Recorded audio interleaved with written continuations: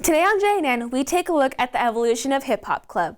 And we review last week's performance of Dracula. Then, Itai Gutierrez closes the JNN Fall Sports Box. And finally, we take a look at the process for earning the multilingual seal. All of this and more on today's JNN.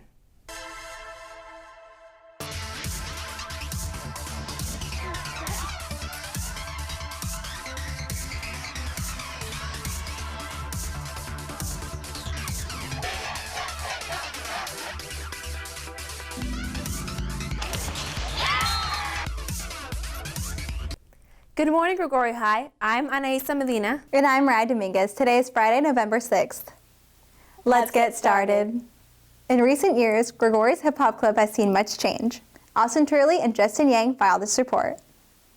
Boom, boom, go, and go, and go, and go. Hip Hop Club has gained a lot of traction over the years it has been around. It started as a small group of friends who just love to dance, has over time become one of the school's most popular clubs. My sophomore year of high school, a bunch of me and my homeboys, we wanted to do something with ourselves here. And then, we picked up dancing because we seen it all. We got influenced by Jabberwockies. We wanted to do what they wanted to do. Like, we would be dancing and stuff in the library or outside the library, and then people called us the library dance kids after a while. We'd also be getting kicked out because we're not certified to dance in there. It's not a dancing place. There's not allowed to be people in there.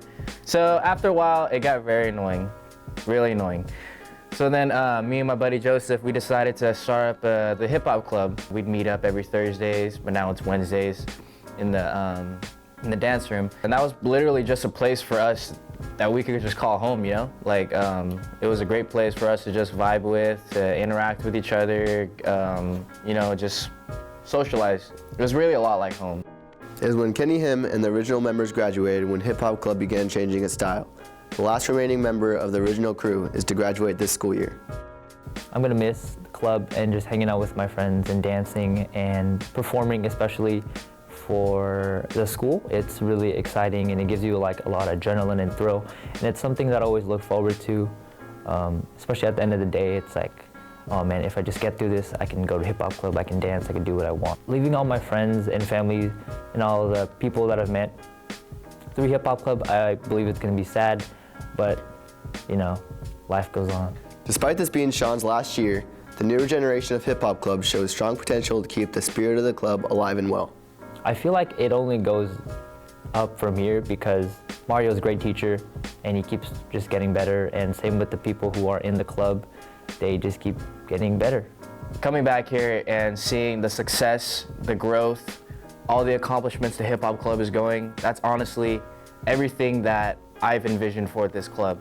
I'm really proud of all of them that are established in the Hip Hop Club, who are continuing to establish themselves in the club, who are wanting more people to bring into the club, who aren't really sure if they want to feel comfortable with dancing or if they want to dance, that they could just invite them in, This has been Austin Turley and Justin Yang reporting for JNN.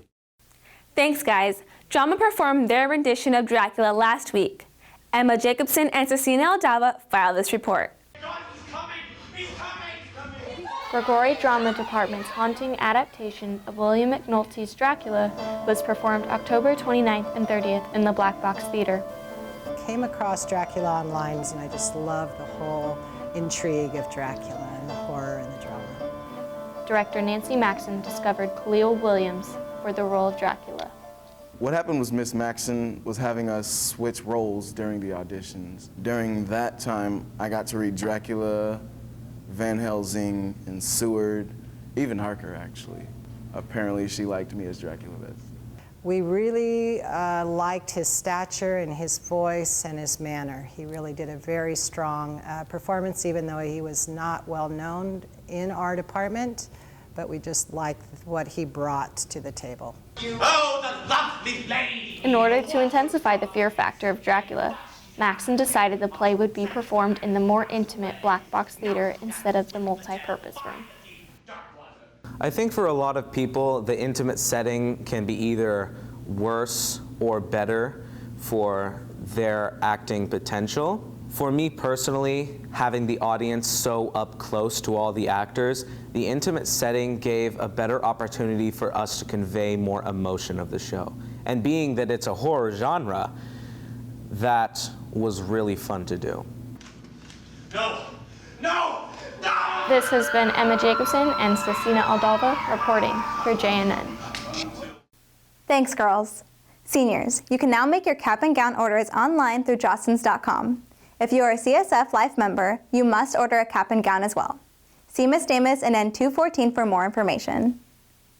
Grad night permission slips and fundraisers are now available in the SBO. Girls basketball tryouts begin Monday, November 9th from 4:30 to 6:30. See Coach Reese for more information. And now, Italia Gutierrez comes to us from the JNN Fall Sports Box. What's up, Jags? I'm Italia Gutierrez coming to you from the last JNN Fall Sports Box. Today we check in with Grigori Sports as of November 4th. First up, cross country. Varsity boys placed second in MMC for the season and varsity girls came in fourth. The South subsections will be held this weekend in Angels Camp. First race begins at 6 o'clock a.m. Next, let's talk water polo. The girls finished third in MMC with an overall record of 8-4. Unfortunately, they lost to Lincoln High Tuesday in the first round of playoffs to end their season. Varsity boys secured an MMC co-championship last Thursday with an overall season record of 11-1. The boys won their first round of playoffs Wednesday against River City at Enox 16-10. Our boys' current playoff record is 1-0. Leonella Moda takes a closer look at this year's team. As first-year Frost players, CJ Britton and Jake Oshner were part of a team that barely had the players to compete. Fast forward 4 years, Grigori's water polo team are now league champs and currently competing in second rounds of playoffs. Freshman year, we barely even had enough players, and we had to move a couple kids up from JV. I was moved up from JV to varsity along with another kid. We got blown out a lot, and we didn't win very many games. Since then, it's just a completely different atmosphere nowadays. That different atmosphere has led to different results for the team overall. Just more experience, more confidence. When last year they weren't as ready for the moment, I felt, as taking down Downey and trying to get a share of the MMC. And this year, because they've put in the time, because they've put in the work, the confidence is there to not only know what to do, but to be able to execute it. We have a really strong team because our bench is really deep. We have a lot of players that can come off the bench and still perform the same, not the same way, but pretty close to the same way that the starters would perform. And we all have a lot of trust in each other too. I think that's really good. We have guys that put in work all season. Every one of our starters has been playing water polo since last season until this season, and we all put in a lot of work to be good at what we do. We've spent so much time with each other, we've become a family. So with that comes great communication, and we're able to play and work together extremely well. We have kind of like the most odd team out there. We got a bunch of different players and different types of bodies, and just the ability to come together and play as one is it's kind of something special, and that's why. One of the biggest contributing factors to the team's success was the dedication of Coach Matt Horgett. Our coach is a very motivational guy, and he's the type of guy you can talk to about anything. He's always been there for us. He's always made time for us. He's been super busy because he works up in Stockton and he works a teaching job, so he's rushing directly from work to our practices. He doesn't have to do that, but he dedicates himself, and it inspires me to dedicate all that I do and put all my all into water polo. To me, water polo is part of my life. It's a major part of my life, and it really makes it easier for me to give a lot when you've got the guys that are willing to give back. And I always have a saying, you get out what you put in, and these guys have definitely put in the work, and they're getting out of it in this season the kind of success that they're having. This has been Leonella Moda reporting for JNN. Now football. Varsity is currently 3-2 in league and 6-3 overall. The Jags are ready to face Downey tonight on our turf for their last regular game of the season. Playoffs begin November 13th, and with the 6th overall win against Enox last Friday, there is a good chance the Jags have clinched a playoff spot. Girls golf finished second in MMC and finished their season with a 9-3 season record. Next up, soccer. Varsity finished third in MMC and lost their first round of playoffs to Outwater on Tuesday night. The score was 3-0. Although their season has come to an end, the boys held an overall record of 12-8-3 and a league record of 5-4-3. Volleyball. After clinching an MMC championship against Enox last week, the varsity team finished league play with an undefeated record after beating Downey Monday night. Kelly Kiernan and Anaisa Medina take a look at the volleyball team and focus on one player who's overcome a series of challenges to remain on the court. The volleyball team has served up an outstanding season that has yet to end. They are undefeated coming out of league, and the highly anticipated round of playoffs is set for Tuesday night. This is a kind of a rebuilding year for us. We got 4 sophomores, a couple of returners. We got 1 or 2 seniors that see significant court time. So the fact that we were able to put it all together with 4 starting sophomores went well beyond our wildest dreams. Great season. Winning league in our own gym in front of our fan base was phenomenal. It was having the school here to support us was almost as much fun as winning. I mean, that was the neatest thing. It really was. One of the 2 seniors who helped to ensure that win was Merritt Stewart. Oh, just a quiet leader. She's a nice young lady. The kids all respect her. She's a phenomenal athlete that the kids respect because of her abilities and her way to communicate with them. And it's just been huge, especially for the sophomores. Someone to look up to as a good role model. And so she's our glue that holds us all together. When Stewart was only 12 years old, she was competing in a junior national championship. The tournament quickly came to an end for her when she tore her ACL and meniscus. She was jumping up for a ball, and the opponent came down and a little bit under the net, and she landed on them and twisted her knee. It was a really hard process for me, going through surgery, going through the recovery. I was out for an entire year. That was traumatic, and her team was in medal contention. Even though she was very young, they were a top team, and it was disappointing. It took her 2 full years to recover. Then, at 14, it happened again. I remember it so vividly. I had all these college coaches around my court ready to watch our game, and the game started off. And within the first minute, she pivoted and went down, and she knew immediately that she'd torn her ACL meniscus again. It was really hard for me because I worked so hard to get back to the athlete I was, and it just all got taken away again. Through all of my volleyball process and injuries, it's definitely made me a stronger person. As an athlete and not as an athlete, I grew a lot. It's definitely shaped who I am. Stewart is determined to fulfill her dreams by playing Division I collegiate volleyball following graduation. Until then, her sights, along with those of the team and her coach, are set on going as far into the playoffs as they can.